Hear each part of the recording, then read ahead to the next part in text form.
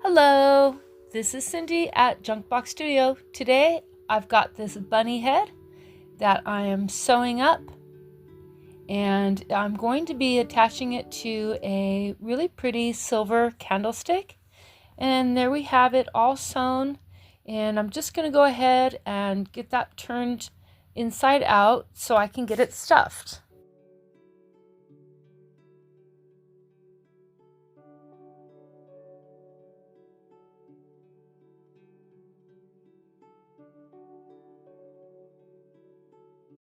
Okay, now that we've got that sewn and stuffed, I am doing a running stitch along the base of the bunny head. That way I can attach it to the candlestick for stability.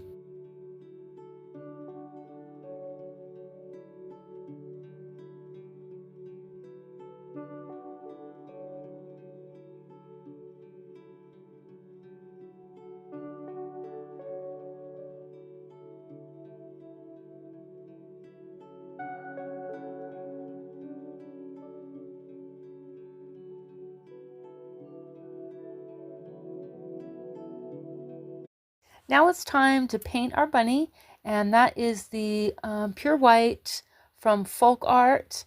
And I'm just doing a dry brush on this guy here. I don't want to paint it solid white and then have to sand it back or anything. So I go fairly light-handed, and just a nice dry brushing gives it a really cool texture.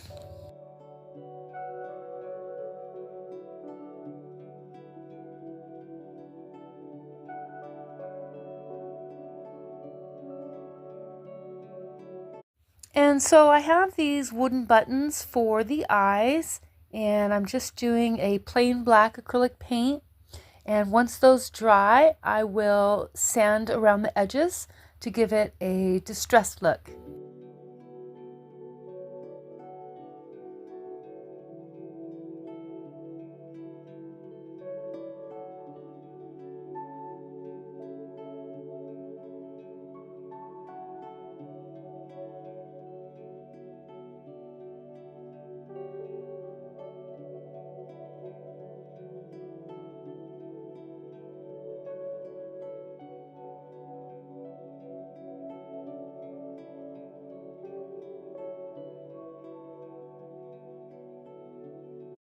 And so now I am giving the bunny a carrot embellishment, and instead of sewing it, I am hot gluing this one.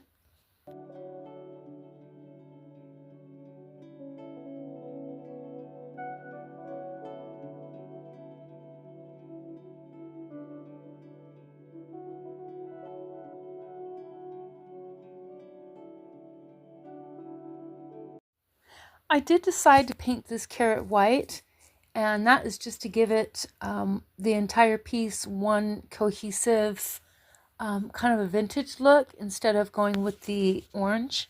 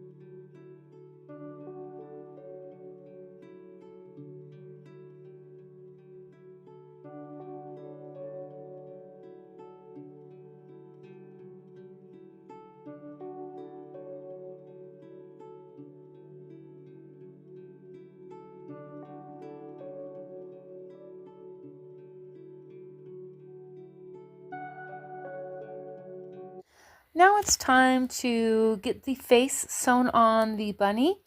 And there are those wooden buttons. And I like to start on one end. And, I used to sew each eye on individually until I figured out if you do it in all one piece, bringing the needle all the way across through the middle of the doll, that you can create like an indentation kind of with the buttons on either side, and you'll see what I mean here in a minute. But it just makes it look more, I can't really explain it. It just gives it like a neat kind of just an indentation. If you don't do it this way, then the buttons kind of end up floating on the top of the surface, and they can get a little kind of wobbly but I do like to sew. So right now I'm going all the way across, and it gets a little tricky because you got to bring it out in the right place.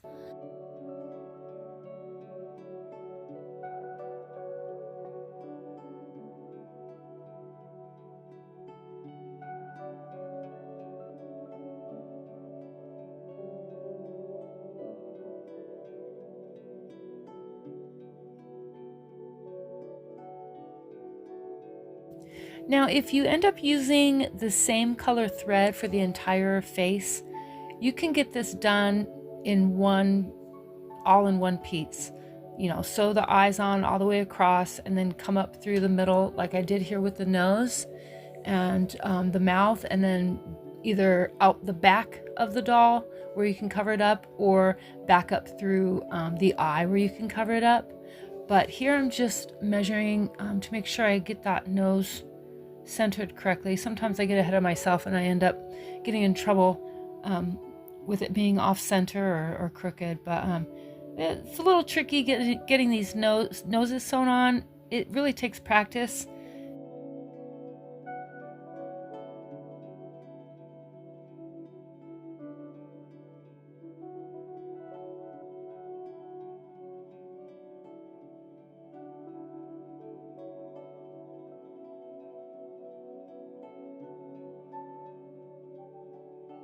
Okay, so I have to mention here that my original plan for this face was to come down in that kind of a sad looking face, and I end up changing it in the end, you'll see. But yeah, I wasn't very happy with that, so I took it out, and there it is, the changed version.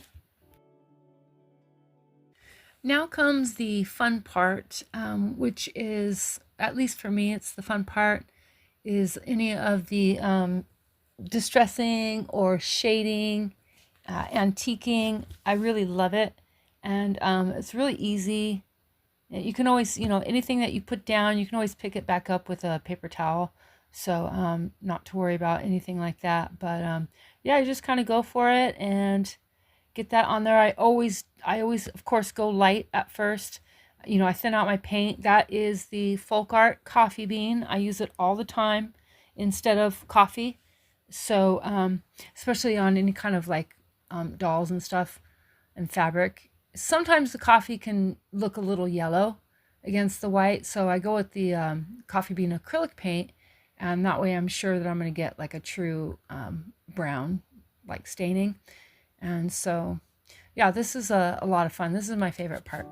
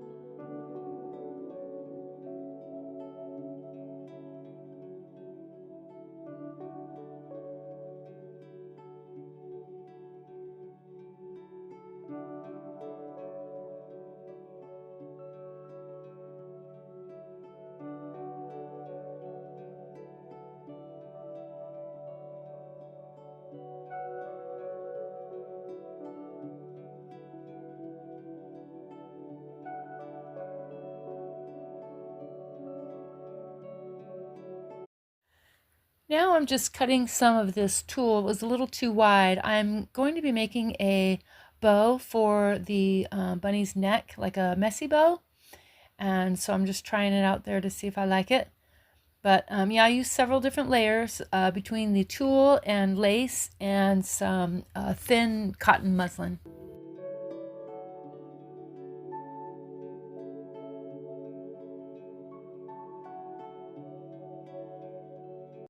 I'm just going to go ahead and secure the bow to the back of the rabbit's head with a little bit of hot glue. Now I'm just going to lightly stain some of the ribbon, mainly the cotton muslin, because it'll hold on to the paint better than the tulle, because the tulle is polyester. It's not going to hold very well. So I'm just going over very, very lightly to you know, kind of match the rabbit head so it's not just like stark white ribbon with the head. I wanted it all one cohesive piece. But I go very lightly on this and I pick up anything that I need to.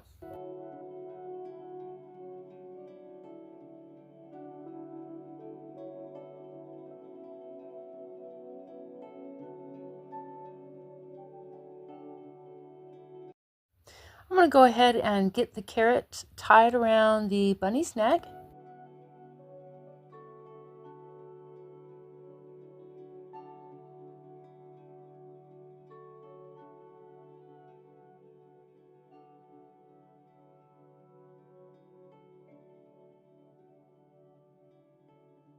Now I'm just going in with some finishing touches, painting the button above the carrot there.